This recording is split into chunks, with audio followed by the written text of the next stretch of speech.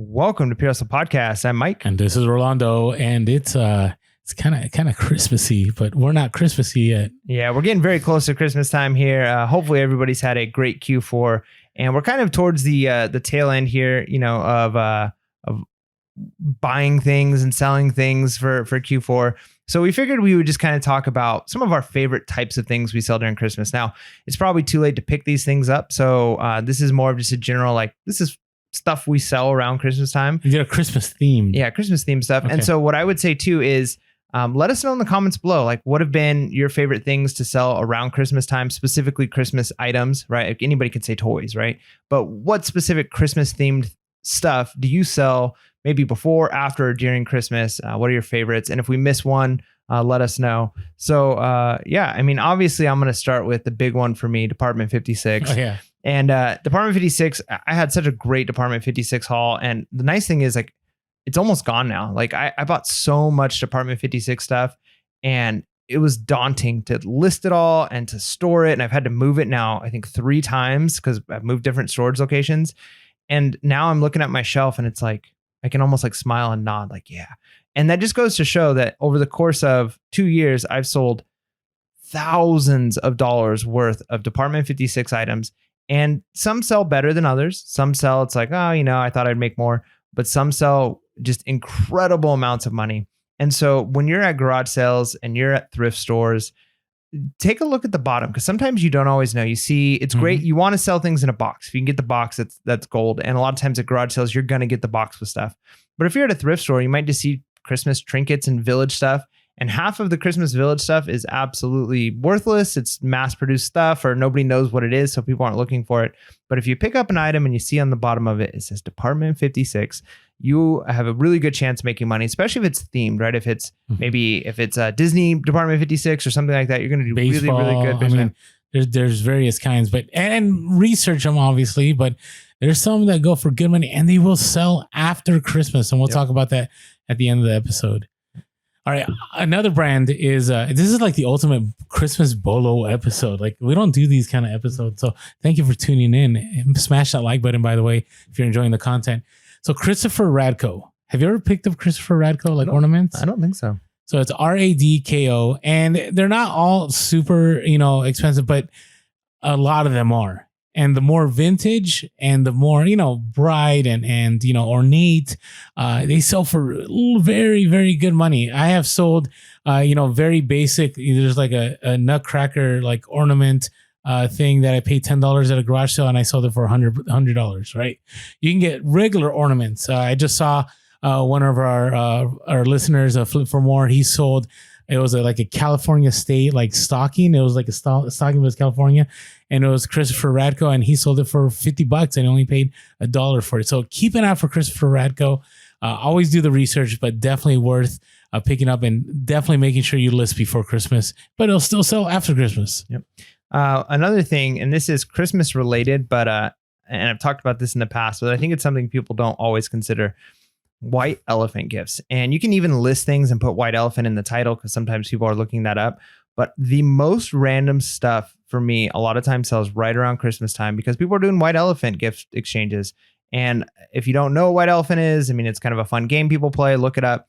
And one of the things that makes white elephant fun is a lot of times people like to do kind of gag gifts or things that are really goofy.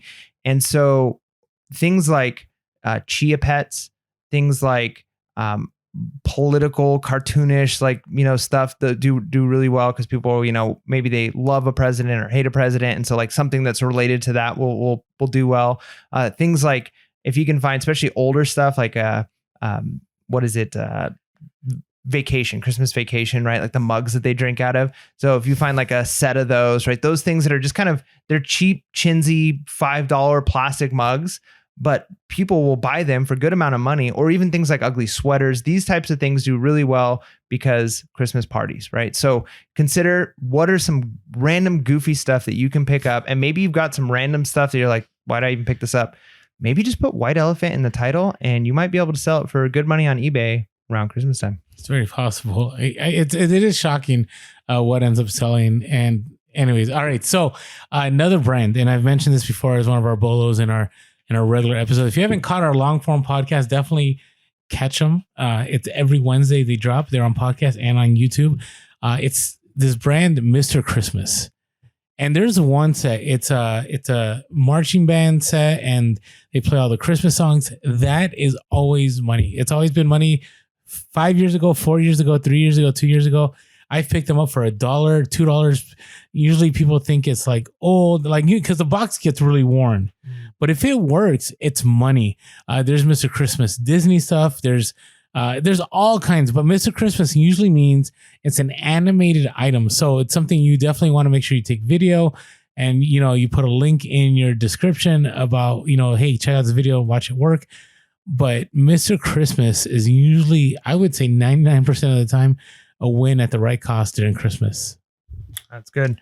The next one, and this one kind of comes with some caveats too. I love Spode. I found out Spode because my wife has a Spode collection. Her mom has gotten her and her sister a Spode ornament since they were a little kid. And every year Spode comes out with like, this is the 1989 Spode ornament, 1990. And so you don't know what it is. Every year it's just you pay for a subscription, you get the Spode ornament.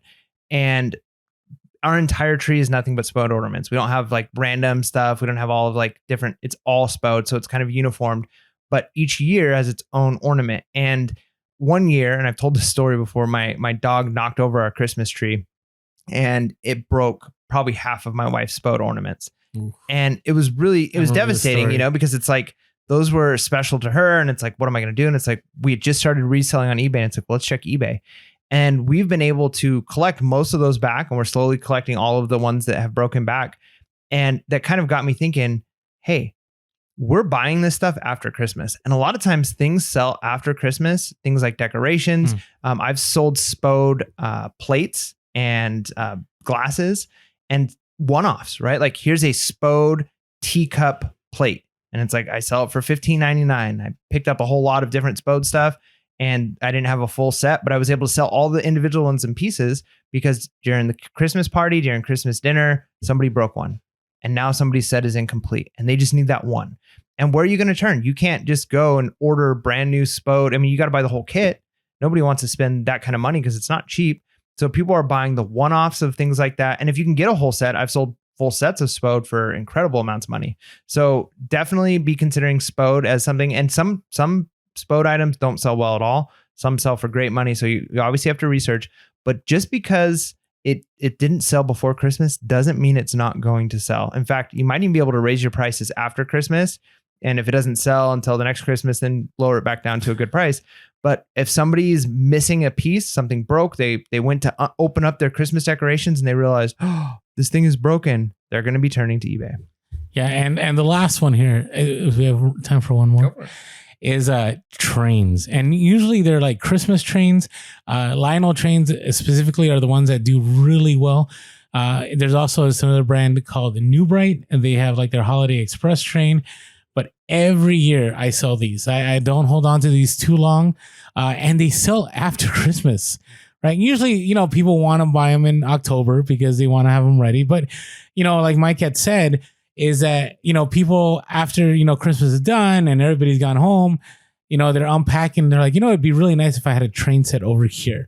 Right. Or it'd be really nice. Or a lot of times they set up a Christmas village, like a couple days before Christmas. And then, the engine stopped working or a couple of the pieces, or it's like, you know what, we should make this village bigger because nobody wants to have the same village every year. Every year you want it to be a little bit better. So people are going to be buying stuff for next year's village. So keep an eye out for train throughout the year.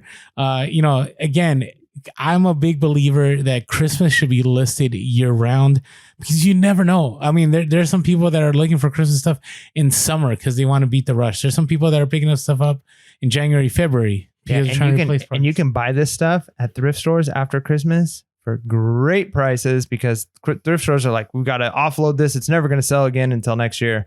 And that's when you might want to be picking up and stocking up for next Christmas. Yeah. So definitely keep an eye out for all these. I feel like we gave the bolos for Christmas items from Department 56 to Spode to Radko to Lionel Trains, you name it.